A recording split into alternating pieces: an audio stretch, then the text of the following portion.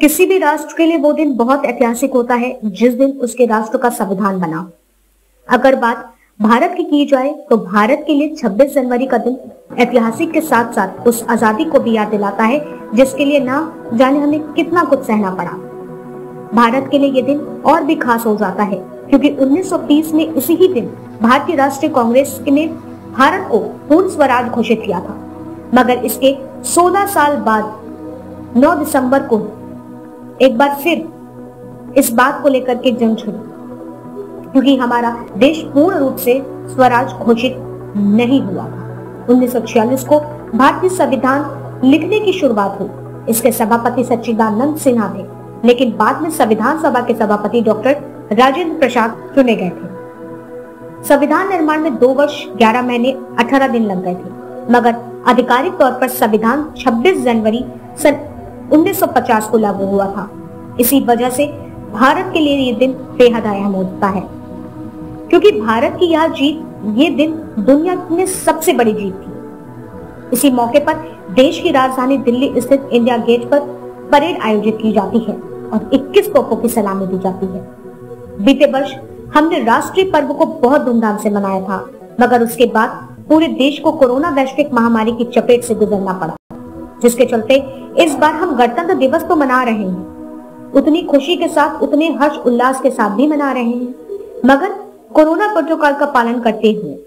लेकिन इस वर्ष गणतंत्र दिवस की खुशी भी 2 गुना बढ़ जाती है क्योंकि जहां एक तरफ हम इस बात से खुश हो रहे हैं कि भारत अब पूर्ण रूप से अंग्रेजी शासन की गिरफ्त से आजाद हो चुका था, वहीं उसके अपने कानून और अपने संविधान होंगे जिससे आने वाले भारत को सफलताओं की सीढ़ी पर को पार करेगा, तो वहीं दूसरी तरफ भारत का आत्मनिर्भर बनने का पहला उदाहरण दुनिया को दी जाने वाली कोरोना वैश्विक महामारी से निजात पाने के लिए भारत ने जो स्वयं वैक्सीन तैयार कर भारत की जनता तक पहुंचाया और उनको लगवाने का कार्य प्रारंभ हुआ, तो वहीं जब दुनिया में के कुछ देशों में वैक्सीन बनी थी, लोगों को इस वैक्सीन के बारे में नॉलेज दी जा रही थी, उन तक उसको किस तरह से पहुंचाया जाए इसकी नीति तैयार कर रहे थे, वहीं भारत ने अपने देश की जनता को इस महामारी से निजात दिलाने का कार्य शुरू कर दिया था।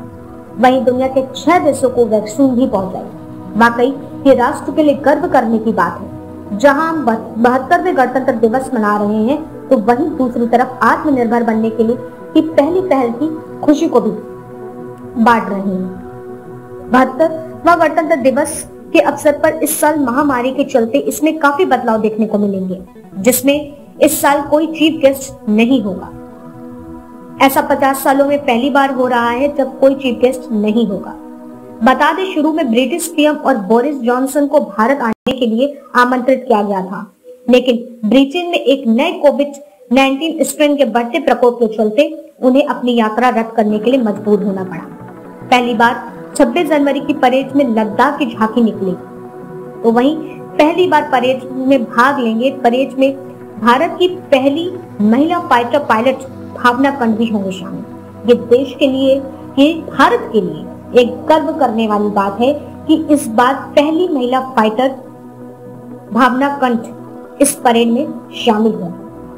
इसी के साथ इस बार परेड में 25,000 लोग ही शामिल होने वाले हैं। इस साल नहीं होगा मोटरसाइकिल का स्टंट। आपको बता दें कि इस साल मोटरसाइकिल के स्टंट को भी रोक दिया गया है कोविड प्रोटोकॉल के चलते। बच्चों की झांकियों को भी इस बार नहीं प्रस्तुत किया जाएगा, मगर देश इस वर्ष इस पर्व को मनाने के लिए बेहद उत्साह है। लोगों में 2 गुना उत्साह भी देखने को मिल रहा है। इसी बीच निर्मला जी की लिखी कविता को आप सबके साथ साझा करूंगी।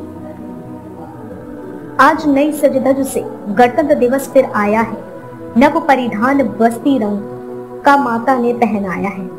भीड़ बड़ी स्वागत करने को बादल झड़ी लगाते हैं, रंग बिरंगे फूलों से ऋतुराज खड़े मुस्कुराते हैं। धरनी माँ ने धानी साड़ी पहन श्रृंगार सजाया है, गणतंत्र दिवस का अवसर आया है। भारत की इस अखंडता को तिल भर आंच न आने पाई, हिंदू मुस्लिम सिख ईसाई मिलजुल इस शान को बढ़ाए। युवा वर्ग सक्षम हाथों से आगे इसको सदा बढ़ाए, इसकी रक्षा में वीरों ने अपना रक्त बहाया है। गणतंत्र दिवस फिर आया है, गणतंत्र दिवस फिर आया है। तो इस तरह कुछ खास खास अंदाज में रहने वाला है इस बार का 72वां गणतंत्र दिवस।